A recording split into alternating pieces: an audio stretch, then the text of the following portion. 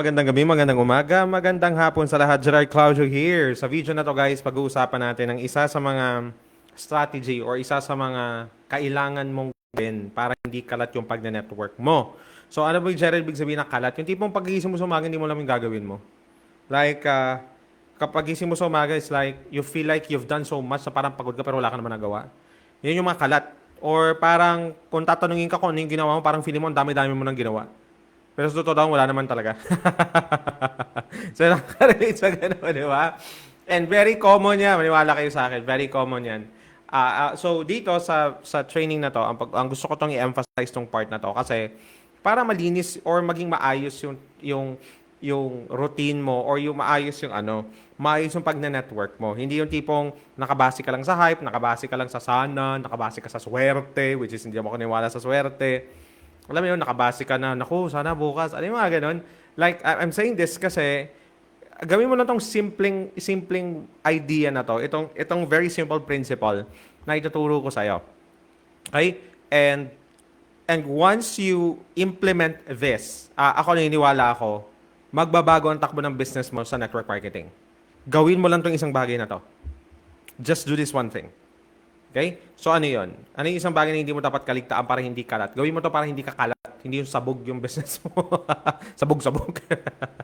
Tama ba? So anyway, na-realize ko lang, by the way, nagpa-survey ako dun sa isa kong channel. Marami pala talaga nakikinig sa akin dito na less than 5 years sa pag-network. And gusto ko kayong i-welcome sa page ko. My name is Gerard Claudio and I've been in network marketing for 12 years. Ang tinuturo ko dito, yung mga realizations ko, yung mga natututunan ko, at yung mga bagay na alam ko na makakaangat ka sa network marketing na ginagawa siya ng ethical. Marami namang paraan paano ka umangat sa buhay. Pero personally, ako naniniwala ko na kailangan maayos. Hindi dahil sa perfectong network marketer ko, kundi naniniwala ako na kaya siyang gawin ng tama. So, yun yung akin. Okay? So, kaya if you want that, follow me in my page. I also have my podcast sa Spotify, Pinoy MLM Tactics by Gerard Claudio, no? Kung mahilig kayo sa Spotify, nandyan din ako sa Spotify. Nasa YouTube din ako, Pinoy MLM Tactics by Gerard Claudio. You can subscribe there. Okay? Type nyo ready kung ready na kayo makinig. Anyway, so ano itong isang bagay na isasuggest ko para hindi kalat yung pag-network mo? I want you to write this down. Know your numbers. To be exact, know your daily numbers. So, pag nagnenegosyo ka, kailangan binabantayan mo yung metrics mo. Hindi mo pwedeng gigising ka sa umaga, matutulog ka, hindi mo alam yung gagawin mo.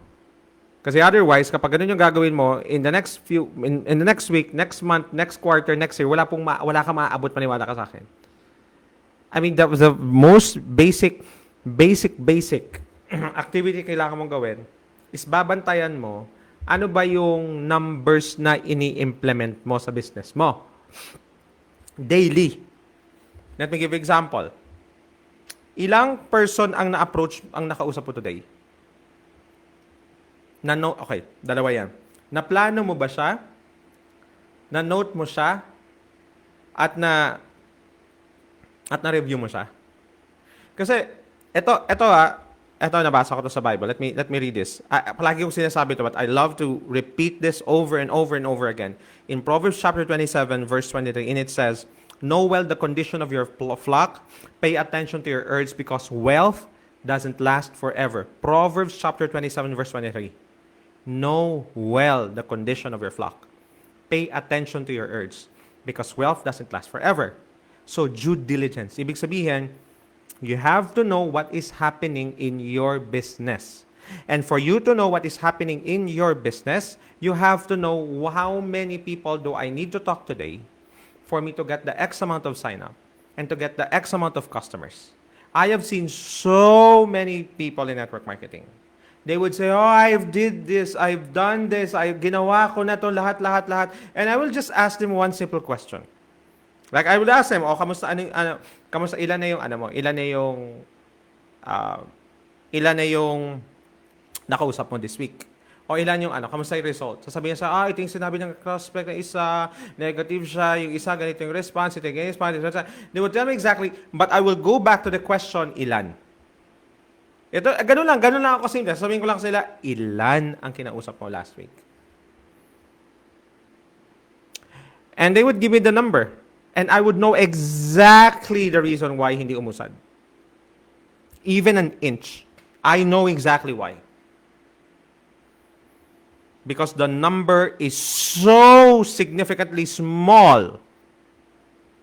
Hindi pa yung consistent. Sino gusto dito yumaman sa pag-network? Type mo ako. Sino dito gusto yung umangat ka sa Umangat ka sa antas yung pamumuhan mo financially. Sino dito gusto na ma-prove mo sa sarili mo na kaya mo umangat sa pag-network? Gusto mo ma-prove sa sarili mo at saka sa mga nagne-negative sa'yo sa labas na tama ang naging decision mo sa negosyong ito. Sino? Sino dito? Type mo ako sa my comments. Kasi kung yan ang goal mo, if that is your goal, then hindi po negotiable, non-negotiable na dapat minomonitor mo ang numbers mo every single day. Again, sinasabi ko to, I have done enough coaching. Enough coaching. And the greatest problem that I've seen to many people, they don't know their numbers, and they thought they've done so much in their network marketing business because they don't know their numbers. They would often, this is how they would respond. I understand where they're coming from. Like, of course, most of them paid me to coach them, and they would always give me I don't want to use the word excuse. Okay, they would always give me a reason, and the reason is always, I didn't make it last week because my prospect is negative. Nakuha niyo ba yun? Like, hindi ko siya nagawa last week kasi negative ang prospects ko.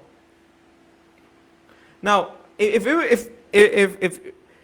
only people understand this one thing. You didn't talk to enough people. Kaya ka na-overrun ng mga negative na prospect. Now, there are strategies, there are tactics. I've teaching that to my team actually. But if palaging week per week, day per day, month per month, palaging sagot, hindi ko kasi nabenta yung product kasi maraming negative eh. Hindi kasi nakapapaying kasi maraming negative. Kung ganun palagi, isa lang tatanungin ko sa'yo, ilan ang kinausap mo last week? If it's not even 1 per day or 2 per day, hindi ka umabot sa 10 kinausap mo. I mean, don't expect na uusan yung business mo. Sinasabi ko upfront sa'yo to. Sinasabi ko upfront, diretso sa'yo to, with all love, with all care, because I care for you, because I believe that you will succeed in network marketing by God's grace. But I don't think people understand the importance of you monitoring what you did, what your goal and what you did, and what you should do every day. Know your numbers, guys. Basic yan. Ilan ang kailangan kausapin. And the basic number is, ilan ang na-network mo last week? Ilang bagong connection meron ka? How many people knew you for the first time last week? That's the question. Because if you cannot even measure that, what made you think kaya mong umangat? Like, people always thought, like, hindi, meron ako yumaman by chance. Lalo lang, lumaki. Or, gusto mo ba nun? Like, by chance lang? Or gusto mo by design? Like, I mean, there are, we can't deny this, na maraming nag-network na talagang lumaki organization nila, ilan yung kinausap nila. Pero ang totoo talaga is, majority of network marketers na ang umaangat sa business na to are people who knows what number they are targeting daily. Because if you don't do that, you'll be overwhelmed with so many activities in a day. Maniwala ka sa akin. Family problem, problema sa relatives, problema sa bahay, busy sa trabaho. Pero kung alam mo yung numbers mo every day, and you would say, you know what, I'm gonna do this for 2 hours, from 7 to 9 p.m. I don't care what will be, I don't care for now, what will be I'm not gonna overwhelm myself with so much result, I'm just gonna do it. If I'm gonna talk to 20 people today, I'm gonna talk to 20 people today. Isa lang talaga gusto ko sabihin sa you, you didn't talk to enough people. You didn't reach out and didn't connect to new people. That's the reason. Maliwanag ba? Ako, I'm an online guy. I believe na network marketing can be done online. And for those people na gusto gawin ng business ng online at hindi ka nagko-content daily, huwag kang mag-expect na uusad ka sa online. Sa totoo lang. Sabihin ko na sa'yo. I am even monitoring the amount of content that I'm creating every week.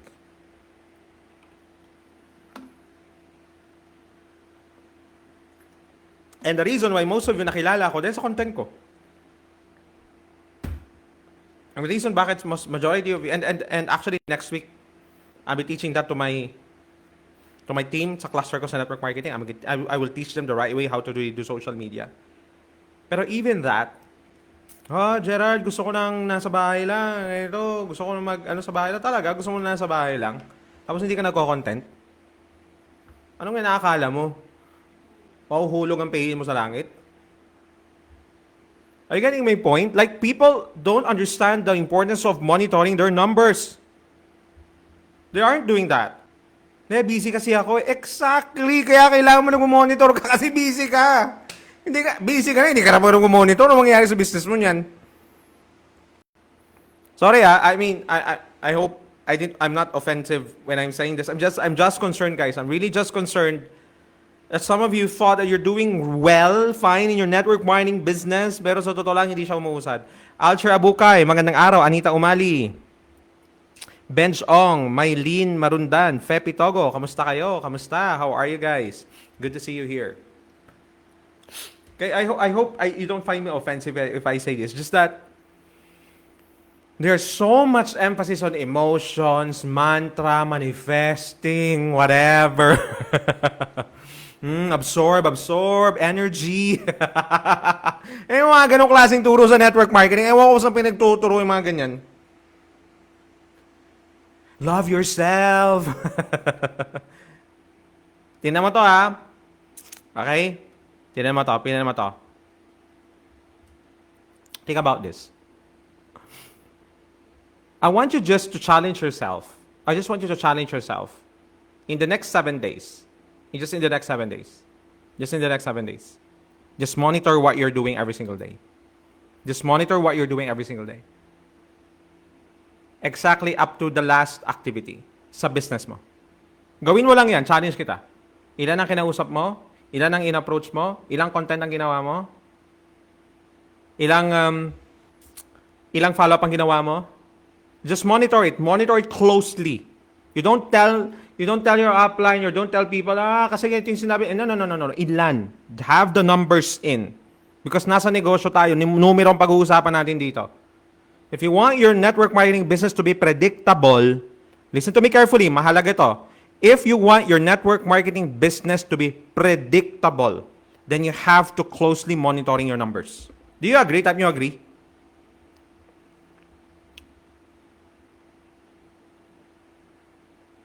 Do you agree? Type mo agree. Mata Mills, hello. Shirley Balakia. Jun Borlasa. Paano magiging busy kung walang business? Gusto maging busy pero walang ginagawa, ang labo naman. What do you mean, Noel? Are you with me? Type nyo nga agree, tama. I mean, type nyo agree. Like, think about that for a moment. Think about that for a moment. Magandang idea yun, no? You wake up every day, before you sleep tonight, bago ka matulog ngayong araw na to, monitor mo, sige, ilang approach ang gagawin ko bukas? Ilang content ang gagawin ko bukas? Whatever strategy you're doing, I myself, I have my own strategy that I'm doing in my network marketing business. So I know what to monitor. Isipin mo lang yun. Ilan sa mga kung may teammates ka na, ilan sa mga teammates ko yung i-mentor ko today o bukas. Kailangan guys nakalatag, hindi pwedeng kalat. Gusto natin yumaman, hindi tayo. Gusto mong maging mayaman na design. Tapos hindi natin ginagawa. Are you with me?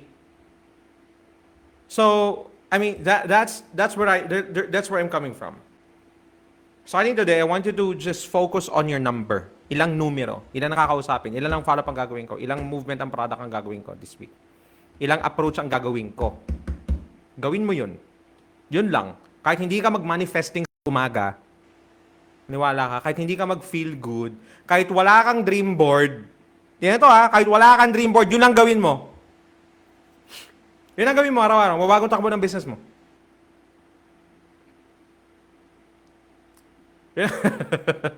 Yan ang gawin mo. Yan ang approach ko today. O, nandun na tayo. May mga hesitation, may mga ganito, may mga takot, may mga duda. But just put the numbers in. Be honest. Wala ako kinausap ngayon. Okay ka ba? Wala kang kinausap today? Wala kang activity today sa business mo? Wala kang finalo up today? Okay ka nun? Hindi, kasi mag-a-ads lang ako. Ayan na naman tayo sa ads eh. Ay, gusto ko na ganito. Hindi ko sinabing mali ang ads ha. Ako, I'm teaching my team ads. Pero kung alam mo magic ang pag-ads, hindi po. Kung gusto mo mag-ads kasi tamad ka, walang ma-ads na talagang tamad. Are you learning? Type nyo nga learning sa may comments ko, natututo kayo sinasabi ko. Just monitor that one thing. It's challenge lang kita. Ano yung ginagawa mo araw-araw? Araw-araw. Araw-araw. You know, the interesting part of what I'm doing as a network marketing coach, I have heard every angle of excuse. Maniwala ka sa akin. I've heard every angle of excuse, I'll tell you. I'm not even telling the person na kinakausap ko, narinig ko na before. I'm trying to be civil, and I'm trying to, how shall I say this? To give myself the benefit of the doubt. And no wonder bakit iilan lang talaga yung umaangat. Hindi lang sa network marketing, kahit saan sa buhay. Think about that. Gawin mo lang yun. Sige, dare kita, araw-araw. Monitor mo yung ginagawa mo. Araw-araw, ilan kinausap ko, ilang content na ginawa ko, ilan yung follow up ko, ilan yung... And then, isulat mo. Wag lang lagay sa utak. Isulat mo siya. Isulat mo. Maniwala ka sa akin. Hindi kasi wala naman akong ginawa. Isulat mo kahit wala kang ginawa. Zero. O at least alam mong zero ka sa ilang araw. Wag ka magrereklamo kung wala kang komisyon. Wag kang magrereklamo kung tambak ang products mo. Wag kang magrereklamo kung wala kang pay-in. Wag kang magrereklamo kung hindi umuusad yung organization mo. Wag kang magrereklamo. Wag mo sisihin ang network marketing industry. Wag mo sisihin yung kumpanya nyo. Wala kang ginawa eh. Sabi mo sa akin kasi may trabaho ko full-time, kahit na. May trabaho ka, baka wala ka isang oras? Wala kang 30 minutes? Try mo, 30 minutes. Pag-uusap ka, just reach out, I really don't buy into the idea people are busy. I'll tell you. I mean, again, I'm saying this because it's not like hindi ako nakaka-connect sa mga tao. Just so you know, I'm very... My heart are for people who really work hard for their family. But you can't mix reasoning and result. Hindi talaga eh. Maniwala ka sa akin eh. Kahit i-baby talk kita. Ay, kawawa ka naman, busy ka. Wala kang maabot sa buhay eh, kapag ganun eh. Totoo lang. Wala kang maabot sa buhay pag ganun. I mean, eto sinasabi ko palagi. Sabihin mo yung dahilan mo sa ibang tao na hindi nagna-network, sa hindi nagbe-business. Sabihin nila sa'yo, wow, grabe, hardworking ka, no? Alam mo, isa sa mga pinaka-kinatatakutan ko na marinig sa ibang tao, grabe si Gerard, hardworking. Alam mo, kinatatakutan ko yun. Alam mo kung bakit? Bakit kinatatakutan ko siya? For one reason. Kasi baka paniwalaan ko.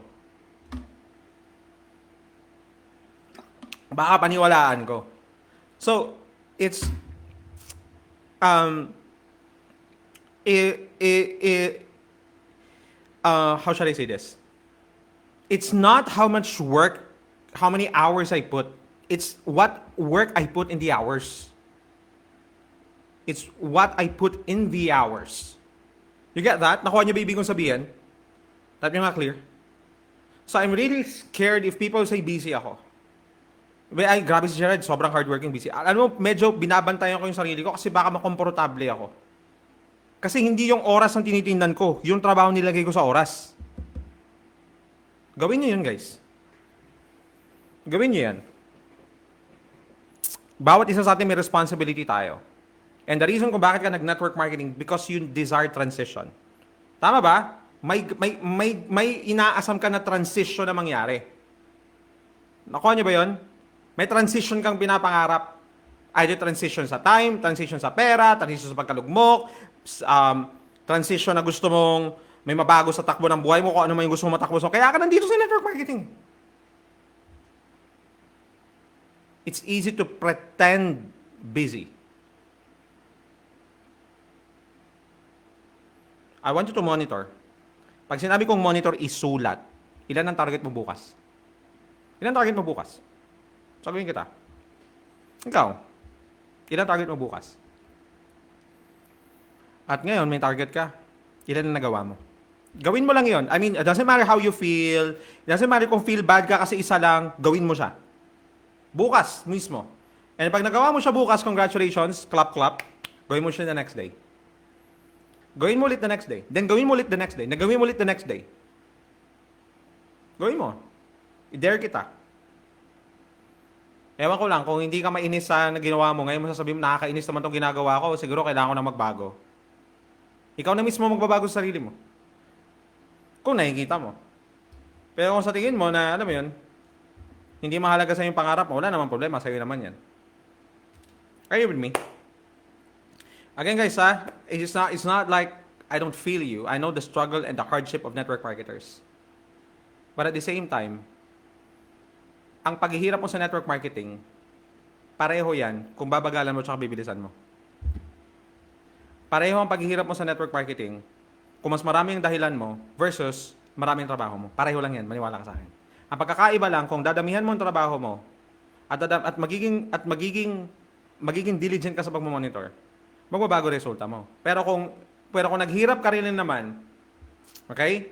Kung naghirap ka rin naman, at ang buod ng network marketing business mo ay puro lang dahilan kung bakit hindi mo nagawa, hindi mo magbabago buhay mo. So ngayon, ang tanong lang naman na kailangan mong sagutin sa sarili mo, anong gusto mong gawa, anong gusto mong mapala? Yun na naman yun eh. Yung walang magbago sa'yo, may magbago sa'yo. It's a choice you have to make. And I hope you make a choice to change. I hope you make a decision to change. Maliwanag po ba? And yun na naman for me. Okay? So, I hope this is something that's valuable for you guys. Type nyo yes, type nyo learning dyan sa my comments. And if you find value ito, share nyo to.